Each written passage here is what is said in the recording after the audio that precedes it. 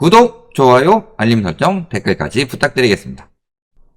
피치에서 중국도 국가부채 많아서 신용등급 부정적으로 강등했던데 우리나라도 부채 늘어나고 있지 않나요? 우리나라는 당연히 늘어나고 있는 거고 중국 이번에 나온 기사를 한번 봅시다. 피치 중국 신용등급 전망 부정적으로 하향. 여기에 대해서 중국에서 매우 유감이다 이렇게 이야기를 했는데 신용등급 전망 하향은 보통 한 6개월 내 실제 신용등급 하향으로 이어진다. 그러니까 올해 내에 신용등급이 떨어질 가능성이 굉장히 높다라는 거고 그 전에 이미 무디스에서 신용 전망을 부정적으로 하향을 했다. 피치의 전망 추정은 성장 둔화, 부채 증가, 요 이중고로 인해서 중국 재정이 더욱 어려워지는 상황을 반영을 한 것이고 그렇다고 해서 중국이 조만간 디폴트 할 것은 아니다. 다만 지방정부에서 신용 양극화가 일어날 수가 있고 필요한 경우 압력을 완화하기 위해 유동성을 투입하고 국가 자원을 재배분할 수 있는 수단은 여전히 남아있다. 지금 안 그래도 중국에서 지금 유동성을 투입하고 있죠. 금융시장에 미치는 영향은 크지 않다.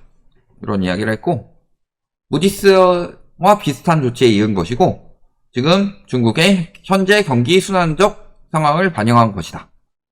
개선되면 다시 긍정적이 될 수도 있다.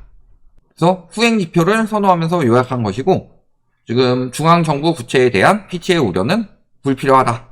뭐 이런 이야기를 하는데 어느 정도냐면은 국가부채 자체는 여기 보시면은 일본이 부동의 1위를 차지하고 있고 중국 같은 경우가 12위를 차지하고 있다. 우리나라도 꽤 많이 올라왔죠.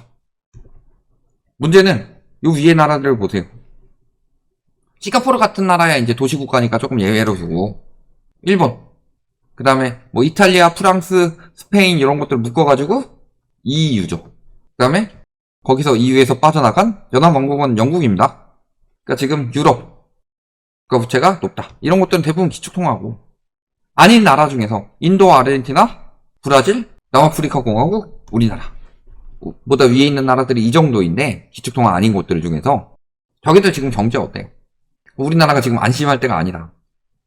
비기축통화국 중에서 정부부채가 높은 편이고 문제는 높다로 끝나는 게 아니라 우리나라는 연금 등 포괄적 정부부채로 따지면은 비기축통화국 중에서 1등이다. 이런 부분을 생각해 보시면은 당연히 우리나라도 클 수밖에 없죠. 그런 거고 우리나라도 당연히 지금 부채가 늘어나고 있습니다. 근데 문제는 중국이 국가부채가 많다.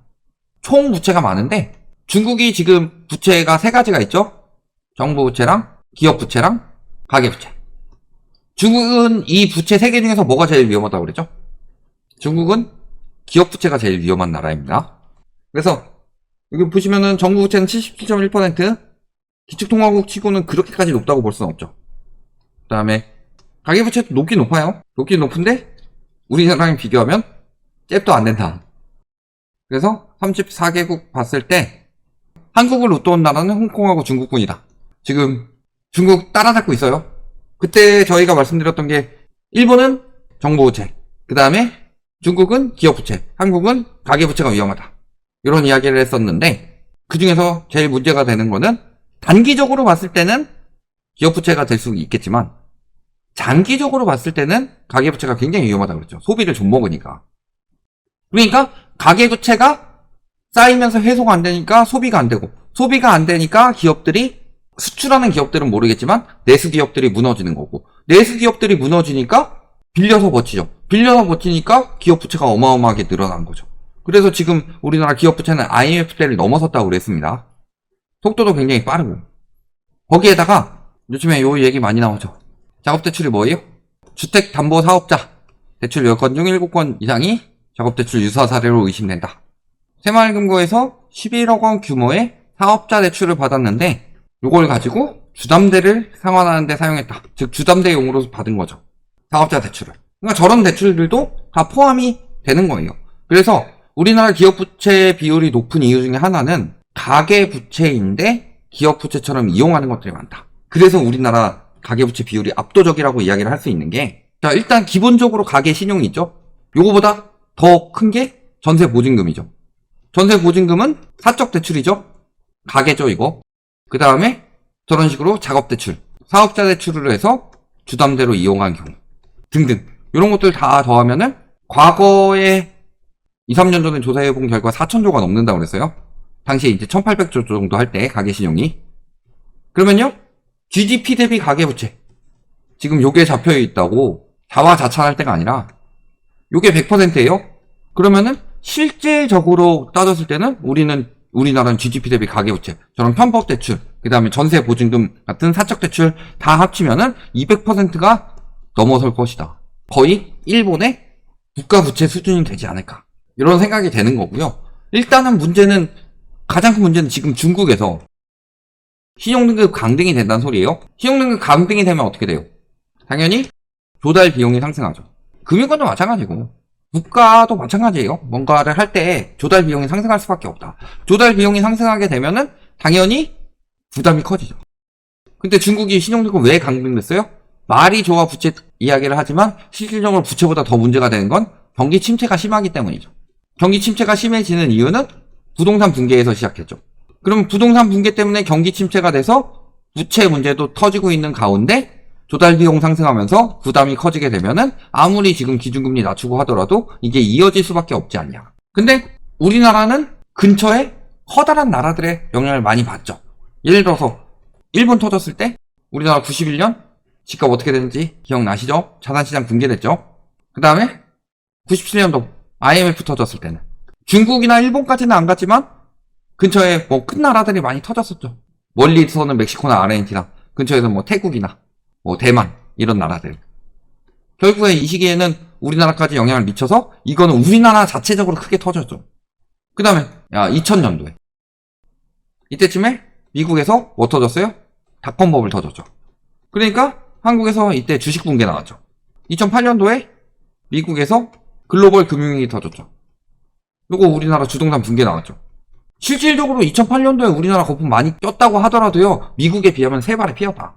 그러니까 미국처럼 심하게 무너진 건 아닌데 다만 이 상황에서 부채를 또 다시 부추기고, 그러니까 지금 이 모양 이 꼴이 된 거예요. 근데 문제는 지금 2024년 현재 실시간으로 붕괴되고 있는 나라가 어디다? 중국이 붕괴가 되고 있다. 이게 우리나라에 여파가 올까요, 안 올까요? 안 오면 이상입니다.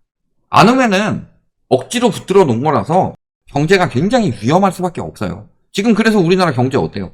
내수가 안 돌아가는데 물가가 폭등하는 나라가 얼마나 있냐? 일본이 왜 물가가 많이 안 올라갈까요? 일본도 물론 지금 글로벌 인플레이션으로 인해서 마이너스 금리에서 벗어났었죠. 이번에 큰 차례 금리 인상을 했는데 일본은 물가가 높지 않아요. 그래도 일본 지난해 물가 상승률 3.1%, 41년 만에 최고치. 올해 3.6%. 일본은 진짜로 수십 년 만에 3%대 나온 거예요. 일본은 왜 물가가 그렇게 빨리 안 오를까요? 돈도 엄청 풀었는데. 아까 국가부채 보셨죠? 260% 넘어가는 나라 일본밖에 없어요? 근데도 일본은 왜 그렇게 물가가 안 올라갈까요? 내수시장이 작살났으니까. 잃어버린 30년 내수시장 작살 때문에 온 거죠. 일본에서 지금 소비가 엄청 잘 도는 상황이냐? 그렇지 않아요. 근데 우리나라가 내수시장은 작살나는데 물가는 폭등하고 있어요.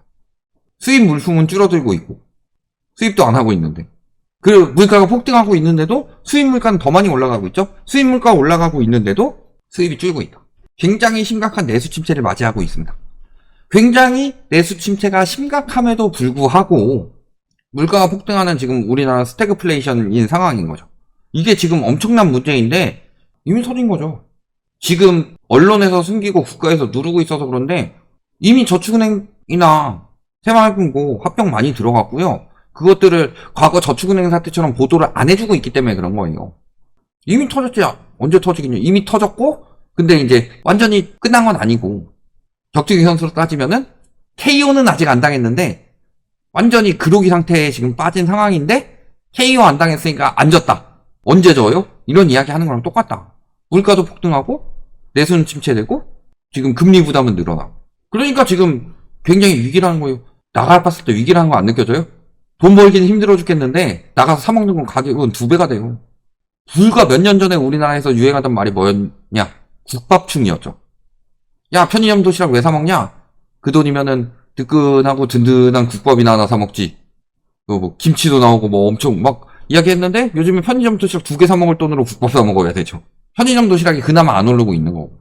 이런 상황을 보면은 이미 중국 경제 무너지면서 우리나라도 같이 영향받아서 무너지고 있고, 다만 우리나라는 아직 중국처럼 와르르 무너지기 전에 정부에서 직접 해주는 정책금융으로 지금 올려놓은 상황이에요. 정책금융으로 부채 늘려가지고 버티게 만든 상황인데 이게 얼마나 가겠냐. 이번에도 총선 전에 터질 것 같으니까 정책금융 더 부풀리려고 뭐 했는지 아세요? 신생아대출 소득기준을 2억까지 올렸어요. 미친 거예요. 신생아대출이든 뭐든 어쨌든 간에 지원이 들어가려면은 자산 기준으로 들어가야죠. 집 살 수 있는 사람들한테 지원을 왜 해요? 집 못 사는 사람들한테 지원을 해야지. 소득이 많더라도. 근데 자꾸 소득 기준만 적용하고 있는데 자산 기준 적용 안 하죠. 다 기득권들을 빨아먹기 좋은 거예요. 저 아는 형님 그 중소기업에서 2대로 해가지고 거기서 일하는데 월급 굉장히 조금 받아요. 그러니까 소득 기준은 낮죠? 소득 기준은 낮은데 돈은 되게 착실하게 잘 모으고 있어요. 왠지 알아요? 생활비를 법인카드로 쓰니까. 이런 것들 생각해 보시면은 뭔가 정책이 굉장히 잘못 흘러 들어가고 있고 그것 때문에 이미 붕괴돼야 될 자산을 겨우겨우 붙잡고 있는데 카드 돌려막기 하면 결과는 어떻게 되죠?